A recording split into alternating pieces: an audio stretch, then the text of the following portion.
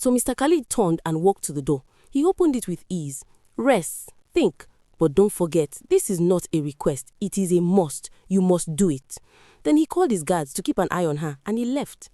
Ifeoma continued her daily activities, but her heart skipped anytime she saw the dogs. God, I can't do this. Please save me from the hands of these dogs. Save me from the hand of Mr. Khalid, she would whisper to herself.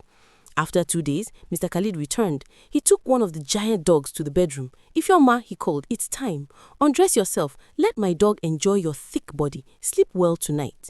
She had to do something fast, so she quickly covered herself with a thick blanket, crying, Yes, I'm very sick. I'm on my period and it's very painful.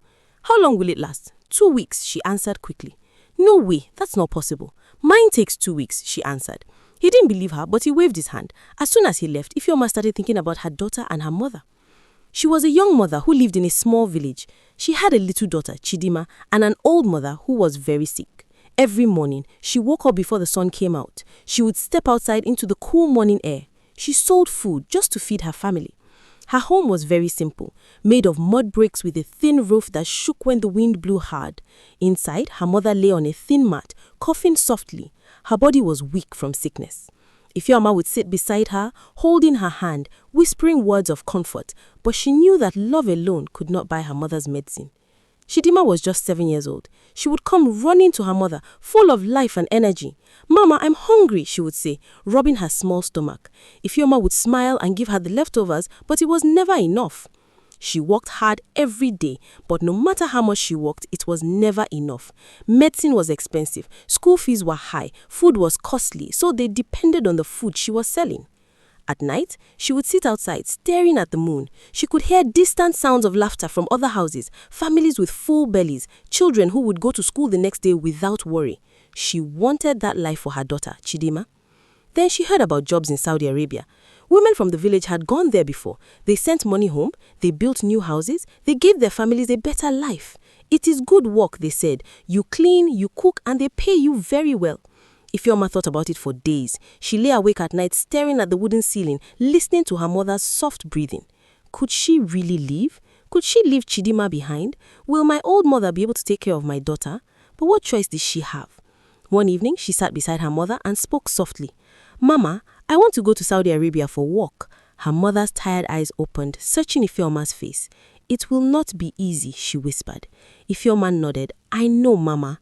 Her mother sighed, reaching out to hold her hand. Her fingers were thin and weak. If you must go, my child, go. But promise me one thing. You must be very careful. Ifeoma swallowed hard, forcing a small smile. I will, Mama, I promise. That night, after putting Chidima to bed, she sat in the quiet darkness, listening to the wind outside. She had made her decision. She would go. For Chidima, for her mother, for the money, no matter what waited for her on the other side. Ifeoma was very happy to travel to a new place. Her journey started with a long, bumpy bus ride from her village to town, where she would board the plane. She pressed her forehead against the window, watching the dry fields and mud houses disappear behind her. She felt both nervous and hopeful. She held her small bag tightly, smiling. She kept repeating in her mind, this is for Mama, this is for Chidima, this is for her future. One fateful day, Mr. Khalid called her. This time, let my dogs enjoy your thick body. The big one will go in today. Tomorrow, another one will go in. You will certify the 4 of them daily.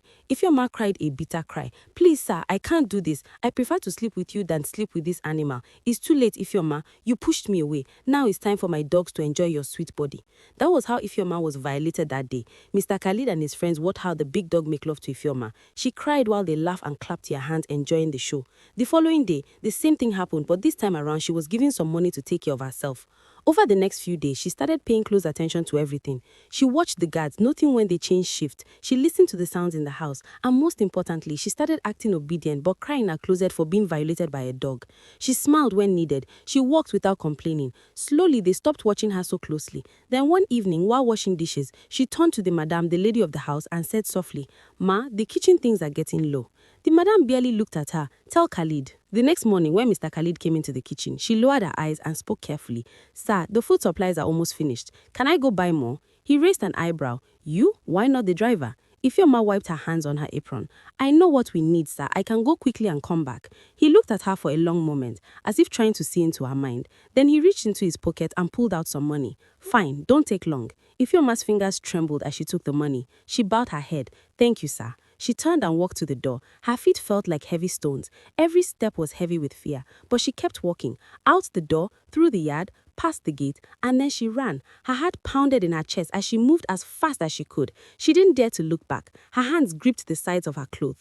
Her breath was sharp and fast. Finally, she saw a small building with men in uniform. The authorities. She stumbled inside, breathing hard. Her hands shook as she grabbed the counter. Please, she whispered. Her voice was barely more than a breath. Help me. As soon as she said, please help me, Ifeoma fell to the ground. Her body was weak. Her legs were no longer strong enough to hold her. Everything around her became dark. The voices, the footsteps, the bright lights above. Then there was nothing. When she woke up, she was lying on a small bench inside an office. A fan turned slowly above her. The smell of old papers filled the air. A man in uniform was standing nearby, watching her closely. Another officer, a woman, knelt beside her, holding a glass of water. Drink, the woman said softly, offering it to her.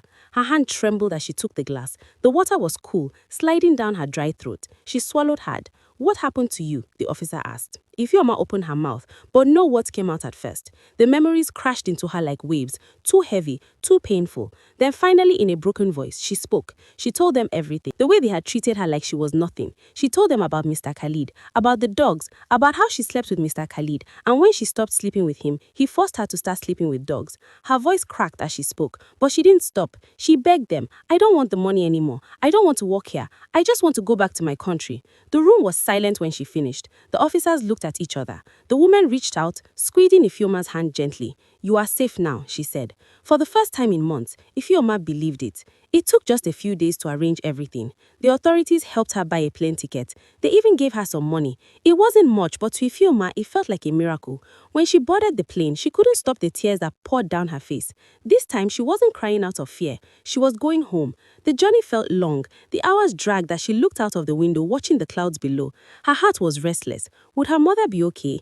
Then finally the plane landed. The air in Nigeria was warm, carrying the familiar smell of earth and cooking fires. Ifeoma stepped out of the plane. Her legs were weak. Her heart was pounding. As she walked through the small airport, she was happy she's finally home. She rushed home. Then she saw them. Her mother standing, Chidina running with her little arms stretched wide. Mama! Ifeoma dropped her bag and fell to her knees, opening her arms as Chidina crashed into them. She held her daughter tightly, pressing kisses onto her hair, breathing in the scent of home. Her mother knelt beside her, touching her face gently, as if making sure she was real. You came back, she whispered. Ifeoma nodded, tears streaming down her cheeks. I came back, Mama. She looked at them, the people she had fought for, the reason she had survived. She was home, and she was alive. Ifeoma's story is not just hers. It belongs to thousands of women across the world. Young girls who leave home with dreams of providing for their families only to find themselves trapped in suffering. Many will never return. Many will never be heard from again. We must listen to their stories. We must speak for those who cannot. We must protect the women and girls still suffering in silence. If you know someone thinking about work abroad, tell them the truth. Thanks for watching.